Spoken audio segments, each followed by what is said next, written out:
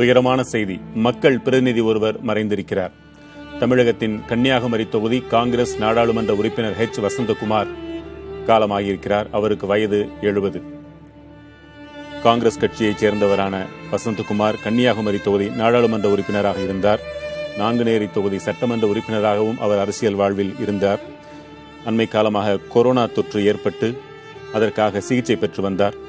அவரது உடல்நிலை கவலைக்கிடமாக உள்ளது என அந்த மருத்துவமனை தொடர்ந்து கூறி வந்த நிலையில் தற்பொழுது அவரது இறப்பு அறிவிக்கப்பட்டிருக்கிறது.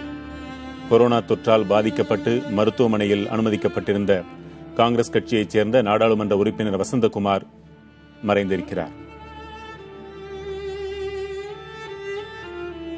தமிழகத்தின் தென்கோடியிலிருந்து வந்து உழைத்து உயர்ந்தவர்களில் இவரும் முக்கியமானவர்.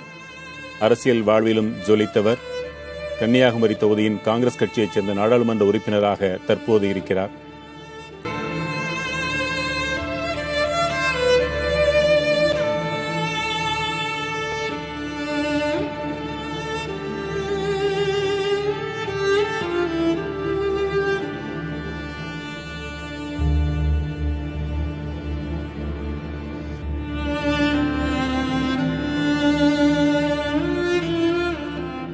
துயரமான செய்தி. மக்கள் பிரதிநிதி ஒருவர் மறைந்திருக்கிறார்.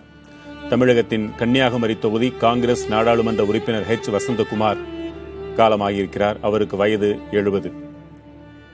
காங்கிரஸ் கட்சியைச் சேர்ந்தவரான வசந்தகுமார் கன்னியாகுமரி தொகுதி நாடாளுமன்ற உறுப்பினராக இருந்தார்.